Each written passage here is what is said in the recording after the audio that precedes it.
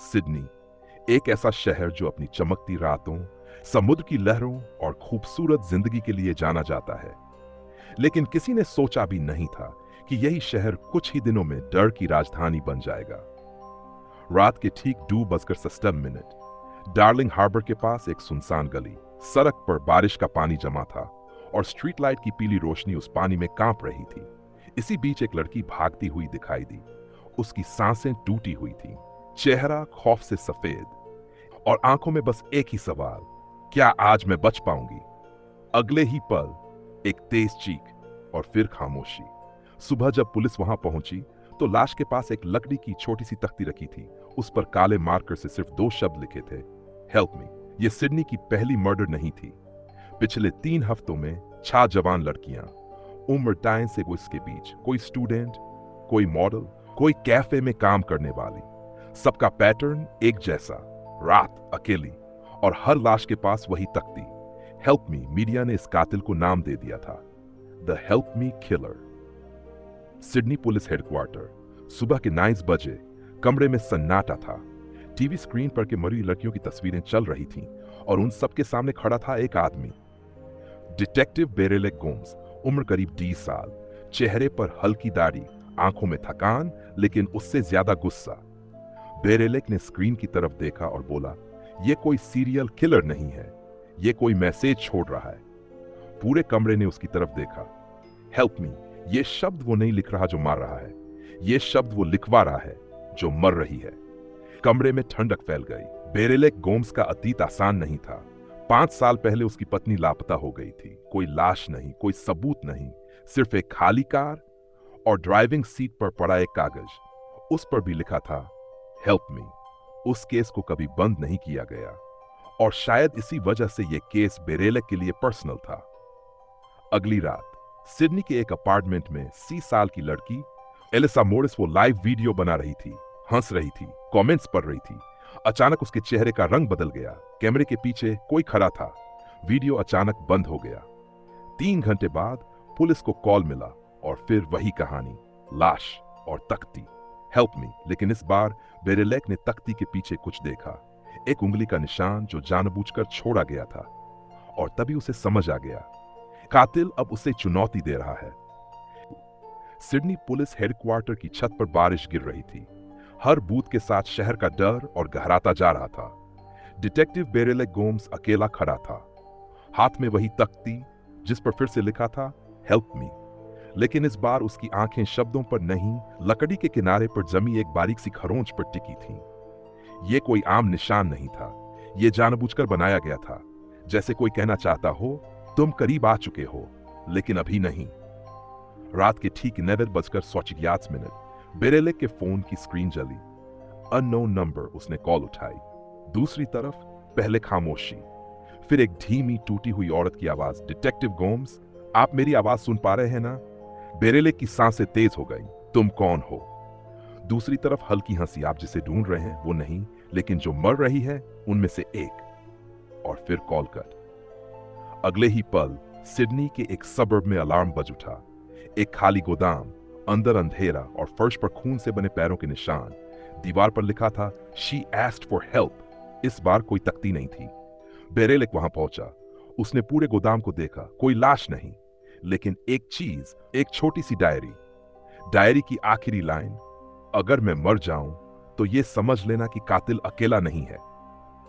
Diary पढ़ते पढ़ते बेरेलेक को एहसास हुआ कि यह लड़की माया रीड पिछले 6 महीनों से किसी से डर रही थी। वो किसी से मदद मांग रही थी, लेकिन कोई नहीं सुना। और तभी बेरेलेक के दिमाग में एक ख्याल आया, क्या हेल्प मी असल में कातिल का मैसेज नहीं, बल्कि उन लड़कियों की आखिरी आवाज है जिसे किसी ने कभी नहीं सुना। उसी रात बेरेलेक ने मीडिया से झूठ बोला। उसने कहा, हमारे पास कातिल का चेहरा है, ये एक जाल था, और जाल असर दिखाने लगा। सुबह 4 बजे बेरेलेक को ईमेल मिला, कोई वीडियो अटैच था। वीडियो में एक लड़की जिंदा, उसके हाथ बंधे हुए, मुंह पर टेप, और कैमरे के पीछे से वही आवाज, डिटेक्टिव, अगर आप सच में इन्हें बचाना चाहते हैं तो पहले ये बताइए, आप अपनी पत्नी को क्यों नहीं बचा पाए? बेरेलेक का दिल रुक गया। स्क्रीन पर आखिरी फ्रेम, हेल्प टाइमर चल रहा था। बेरेलेक गोम्स की आंखें स्क्रीन से नहीं हट रही थीं। उस लड़की की आंखों में डर था, लेकिन उससे ज्यादा भरोसा। जैसे वो कह रही हो, अगर आप भी नहीं बचा पाए तो कोई नहीं बचा पाएगा। बेरेलेक ने तुरंत साइबर यूनिट को बुलाया। लोकेशन ट्रेस की जा रही थी, लेकिन तभी वीडियो अपने आप चल पड़ा। स्क्रीन पर अब चेहरा नहीं था, सिर्फ अंधेरा और वही आवाज। डिटेक्टिव, आप जानते हैं ये सब क्यों हो रहा है? बेरेलेक चिल्लाया। जो चाहिए ले लो, लेकिन लड़की को छोड़ दो। हल्की हंसी। मैं कुछ नहीं ले रहा, मैं सिर्फ दिखा रहा हूं कि जब कोई औरत मदद मांगती है तो दुनिया कैसे मुंह मोड़ लेती है। टाइमर अब। लोकेशन मिली, एक पुराना रिहैब सेंटर, शहर से बाहर। बेरेलेक बिना रुके निकला। सायरन की आवाज सिडनी की नींद तोड़ रही थी। रिहैब सेंटर के अंदर हर कमरे की दीवारों पर लिखा था हेल्प मी, जैसे ये जगह खुद चीख रही हो। और फिर उसे एक कमरा मिला, खुला हुआ। अंदर कोई नहीं, लेकिन दीवार पर टंगी एक फोटो। बेरेले की पत्नी एना गोम्स। उसके पैरों तले जमीन खिसक गई। नीचे लिखा था, वो भी मदद मांग रही थी। यहीं से बेरेले का अतीत जिंदा हो गया। 5 साल पहले एना ने उससे कहा था, मुझे कोई फॉलो कर रहा है। बेरेलेक ने हंसकर टाल दिया था, तुम ज्यादा सोचती हो। 1 हफ्ते बाद एना गायब, और अब वही शब्द, वही पैटर्न। पीछे से आवाज आई। अब सेरेलेक पलटा। एक औरत खड़ी थी, उम्र करीब, चेहरे से जख्मों के निशान। मेरा नाम है लूसी हावर्ड। मैं पहली लड़की थी जिसने मदद मांगी थी। उसकी आंखों में नफरत थी, लेकिन आंसू भी। मैं बच गई क्योंकि मैंने भागना सीख लिया। बाकी लड़कियां, लूसी ने बताया, एक अंडरग्राउंड नेटवर्क जहां लड़कियों को ब्लैकमेल किया जाता था। जब वो मदद मांगती तो सिस्टम उन्हें चुप करा देता। हेल्प मी उनकी आखिरी गुहार होती थी।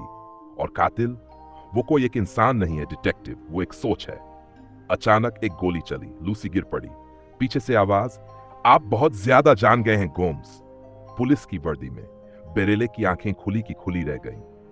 उसी पल रेडियो पर आवाज आई, सर, जिस लड़की को बचाने आए थे वो अभी जिंदा है। लेकिन दूसरी लाइन, और एना गोम्स। बेरेले को समझ आ गया, ये केस खत्म नहीं होगा जब तक वो कानून और सिस्टम दोनों से नहीं लड़ेगा। रिहैब सेंटर में सन्नाटा था। लूसी हावर्ड का खून फर्श पर फैल चुका था। बेरेले गोम्स की मुट्ठियां कांप रही थी। उसकी आंखों के सामने एक ही सवाल था, अगर आज भी मैं चुप रहा तो अगली हेल्प मी किसकी होगी? उसने धीरे से लूसी की आंखें बंद की, और तभी पीछे खड़ा वो आदमी बोला, भावुक मत बनो डिटेक्टिव, ये सब जरूरी था। छाती पर badge, deputy commissioner Richard Hall. बेरेले को जैसे बिजली लग गई। तुम? हॉल मुस्कुराया। सिस्टम को चलाने के लिए कुछ आवाजों को दबाना पड़ता है गोम्स। हॉल ने सच बताया। वो अंडरग्राउंड नेटवर्क सिर्फ ब्लैकमेल नहीं करता था, वो लड़कियों को राजनीतिज्ञों, बिजनेसमैन और पावरफुल लोगों के सामने इस्तेमाल करता था। जो लड़की डर कर चुप रही वो जिंदा रही, जो बोली हेल्प मी वो मिटा दी गई, और एना गोम्स, वो बहुत ज्यादा जान गई थी। बेरेले की सांसें भारी हो गई। वो जिंदा है? हॉल ने कंधे उचका दिए। अब तक हां, क्योंकि वो हमारी सबसे बड़ी डाल है। उसी पल बेरेले के कान में रेडियो की आवाज आई, जिस लड़की का टाइमर था हमने उसे ढूंढ लिया है। बेरेलेक ने आंखें बंद कर ली। एक तरफ एक मासूम लड़की, दूसरी तरफ उसकी पत्नी, और सामने खड़ा सिस्टम। हॉल ने बंदूक निकाली। आज रात 2 ही रास्ते हैं गोम्स, या तो तुम हमारे साथ खड़े हो जाओ, या फिर उन लड़कियों की तरह एक और कहानी बन जाओ। बेरेलेक ने हाथ ऊपर उठा दिए। ठीक है, हॉल मुस्कुराया। लेकिन अगले ही पल, धड़ाम, बेरेलेक ने अचानक हमला किया। गोली चली, हॉल की बंदूक गिर गई। दोनों में हाथापाई शुरू हो गई। हॉल चिल्लाया, तुम कुछ नहीं बदल पाओगे। बेरेलेक गुर्राया, अगर एक लड़की भी बच गई तो सब बदल जाएगा। इधर पुलिस टीम ने लड़की को बचा लिया। वो रोते हुए सिर्फ एक ही बात बोल रही थी, मैंने मदद मांगी थी, लेकिन किसी ने सुना नहीं। बेरेलेक के दिल में कुछ टूट गया। हॉल को गिरफ्तार कर लिया गया, लेकिन बेरेलेक जानता था यह सिर्फ एक चेहरा था। नेटवर्क अब भी जिंदा था। रात के आखिरी पहर बेरेलेक को एक खुफिया लोकेशन भेजी गई। मैसेज में सिर्फ एक लाइन, अगर एना चाहिए तो अकेले आना। लोकेशन सिडनी के बाहर समंदर के किनारे एक पुराना चर्च। बेरेलेक अकेला गया। चर्च के अंदर मोमबत्तियां जल रही थीं। बीच में एक कुर्सी, और उस पर बैठी थी एना गोम्स, जिंदा लेकिन बदली हुई। उसने धीरे से कहा, बेरेलेक, अब तुम्हें फैसला करना होगा। पुराना चर्च, समंदर की लहरों की आवाज और मोमबत्तियों की कांपती लौ। बेरेले गोम्स की आंखें अपनी ही पत्नी पर जमी थीं। एना गोम्स जिंदा, लेकिन उसकी आंखों में वो एना नहीं थी जिसे वो जानता था। उसके चेहरे पर डर नहीं था तो बस एक अजीब सी शांति। एना ने धीरे से कहा, तुम्हें अजीब लग रहा होगा ना कि मैं जिंदा कैसे हूं। बेरेले की आवाज भर्रा गई। 5 साल, 5 साल मैं हर दिन मरता रहा, एना। एना की आंखें नम हुई। और मैं हर दिन खुद को कोसती रही कि मैंने मदद मांगी थी, लेकिन तुमने नहीं सुना।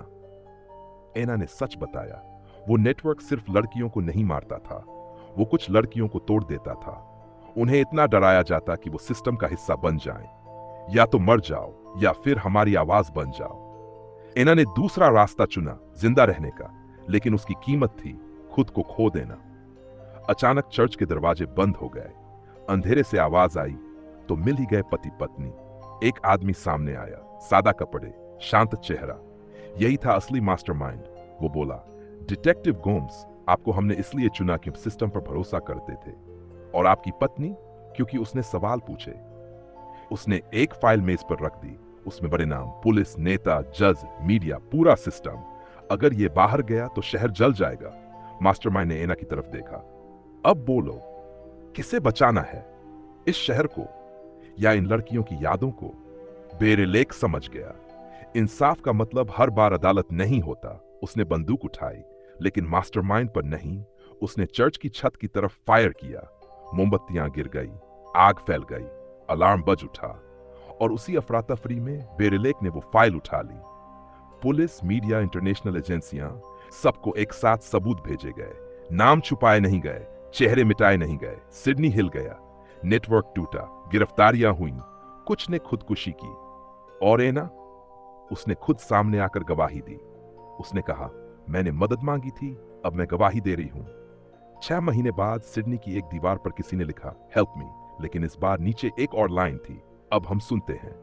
बेरेलेक गोम्स अब डिटेक्टिव नहीं था, लेकिन हर उस लड़की के लिए जो बोलना चाहती थी, वो एक नाम बन चुका था। क्योंकि इंसाफ तभी जिंदा रहता है जब कोई उसकी आवाज बनने को तैयार हो।